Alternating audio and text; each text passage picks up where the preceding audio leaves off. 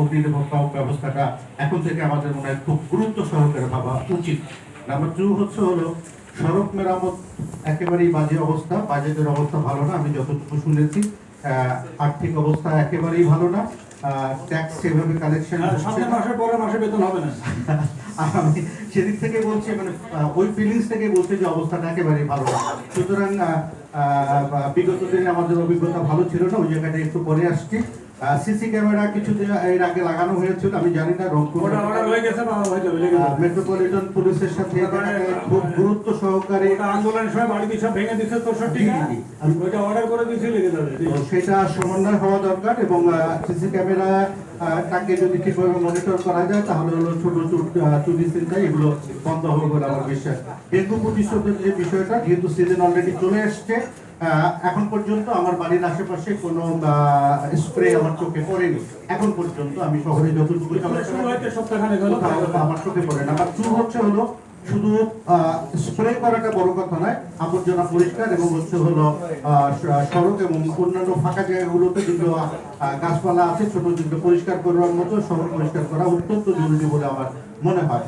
এরপরে হলো পরিষ্কার পরিচ্ছন্নতার জায়গাটা একেবারে মুখ থুবড়ে পড়ে আছে, সেই জায়গাটায় মনে হয় একটু হাত দেওয়া দরকার। সড়ক এবং সড়কের আশেপাশে পাড়া মহল্লায় যতটুকু নারী পরিচ্ছন্নতা কর্মীরা করছেন সেই জায়গাটায় আরো একটু তরুদি হওয়া দরকার। ফুটপাত দুর্ভাগ্যজনক হলো সত্য, এখানে মেসি মহোদয় যেটি বলেছেন আমি ওখানে দ্বিমত পোষণ করি। ফুটপাত দিয়ে আজকে সন্ধ্যায় যদি আমরা বেরোই, ফুটপাত দিয়ে হাঁটার মতো অবস্থাটা একেবারেই নেই। সুতরাং আর কত?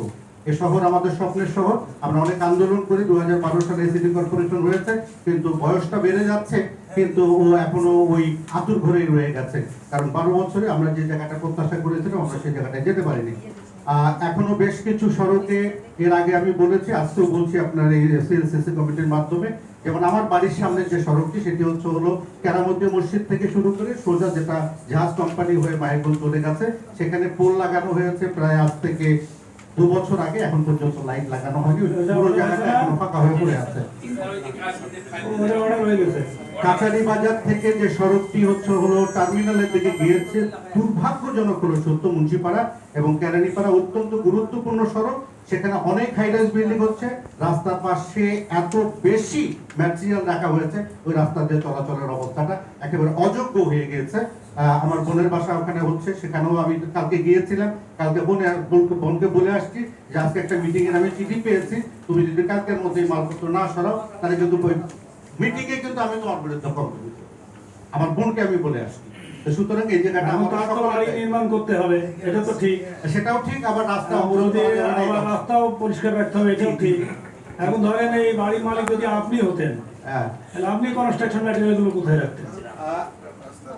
অবশ্যই সেটা আপনার অল্টারনেটিভ নাই, তখন আপনি কি করতেন? তখন আপনি যদি মালয়েশিয়াতে যান, মালয়েশিয়াতে ভোর হওয়ার সাথে সাথে কোনো ঝাড়ুদারে আপনি রাস্তায় দেখতে পারবেন না, যা করার দরকার ওই শেষ রাতে করে ফেলে, কনস্ট্রাকশনের কাজ রাতে করে ফেলে। আমাদের সমস্যা হচ্ছে যতক্ষণ পর্যন্ত আমরা নিজেরা ঠিক না হব ততক্ষণ পর্যন্ত প্রেশার ক্রিয়েট করে করা যাবে না। আপনার কি ধারণা আছে সিটি কর্পোরেশনে কতজন পরিচ্ছন্নতা কর্মী আছে? হ্যাঁ, প্রায় 500-র উপরে। তাহলে তারা কিন্তু বোনাস পায় না, কিন্তু আমাদের আটকায় বোনাসও নিছে, বুঝছেন? আমাকে কিন্তু আটকায় নাই, আমার সহকর্মীদের আটকাইছে, লাইন বন্ধ করছে। কোন অস্থায়ী কর্মচারী বোনাস তো আগে নিজেকে তো ঠিক হতে হবে।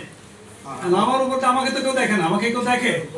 আমার বস কিটা বলেন তো? সেটাই আমি বলতেছি, ওই জায়গায় আপনার বোন না হয়ে যদি আপনি হইতেন তাহলে আপনিও এটাই, আপনার বোন বলতো আমি কিন্তু যাচ্ছি মিটিংয়ে, ঠিক আছে?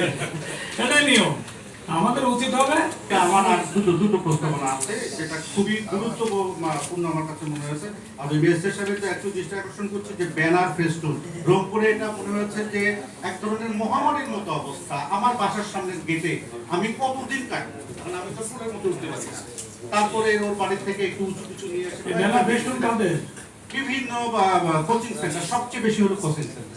এটা আনবিলিভেবল, শহরটাকে একেবারে নোংরা করে ফেলেছে। এটা একটা।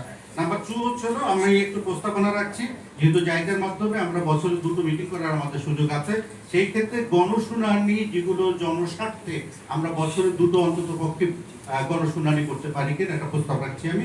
এবার মূল জায়গাটা আমার একটু সময় দেবেন কমিশনার মহোদয়। বিগত সরকারের সময় দুর্ভাগ্যজনক হলো সত্য যে বাজেটে একটি টাকাও আমাদেরকে দেওয়া হয়নি রংপুর সিটি কর্পোরেশনকে। এটা ধিক্কার জানাই আমি বিগত সরকারের। কেন এই বিমাতা সুলভ আচরণ করা হয়েছিল রংপুরের প্রতি আমি জানি না। আবার 1971 সালের 3রা মার্চ শঙ্কু সমজদার রক্ত দেয়, আর 2024-এ এসে 5ই আগস্ট আবু সাইদ রক্ত দেয়। সেই রংপুর থেকে সকল আন্দোলন বাজেটের বেলায় এসে শূন্য বাজেট, এটা রংপুরবাসী মানতে পারে না। এখানে আমার তরুণরা আছে, বৈষম্য বিরোধী ছাত্ররা আছে। সুতরাং আমি মনে করি এই বাজেট প্রাককালে, যেটা আমাদের একটু আগে অ্যাকাউন্ট সেন্সার বলেছেন, বাজেট তো তৈরি হয়ে যায়, একটা বাজেট শেষ হবার ঠিক পরের দিন থেকে সচিব মহোদয়রা বাজেট তৈরি করা শুরু করেন। আমার প্রস্তাবনা হচ্ছে সিটি কর্পোরেশন জুন মাসের বাজেটের আগে আমরা এই বাজেট, আমার সিটি কর্পোরেশনের বাজেট না, গভর্নমেন্টের বাজেটের কাছ থেকে আমরা কি করতে পারি, সেই ক্ষেত্রে রংপুরের বিভিন্ন স্টেক হোল্ডার যারা সিটি কর্পোরেশনে আমরা আছি তাদেরকে নিয়ে বসে একটা প্রি বাজেট প্রস্তাবনা আপনার সভাপতিত্বে আমরা করতে পারি কিনা, সেই প্রস্তাবটা আমরা মন্ত্রণালয়ে পাঠাতে চাই, অর্থ মন্ত্রণালয় সহ সংশ্লিষ্ট মন্ত্রণালয়ে পাঠাতে চাই। বিগত সরকারের সময় সরকারে নিলাম, এটা আমাদের সিও সাহেব মিটিং এ যান, মিটিং এ গেলে ওটা উঠাবেন। আমি লোকাল গভর্নমেন্টের সমস্ত 20 তারিখে মিটিং আছে, জাইনি স্যারকে বলবো আমি রংপুরে এই ধরনের বৈষম্য করা হয়েছে। অথচ রংপুরের সুতরাং এইটা একটু আমাদের দেখবো। আর এটাও আপনাকে স্মরণ করিয়ে দিই, লোকাল গভর্নমেন্টের কনসেপ্টটা কিন্তু এটা না। লোকাল গভর্নমেন্টের কনসেপ্ট হচ্ছে লোকাল গভর্নমেন্ট নিজের সংসম্প হবে, নিজের রসদে রসিদ হবে, এবং সেন্ট্রাল গভর্নমেন্টকে লোকাল গভর্নমেন্ট অ্যাসিস্ট করবে। সেন্ট্রাল গভর্নমেন্টের কাছ থেকে লোকাল গভর্নমেন্টের কাছ থেকে টাকা নিয়ে সেন্ট্রাল গভর্নমেন্ট চলবে। আমাদের দেশে হয়ে গেছে কি উল্টো হয়ে গেছে।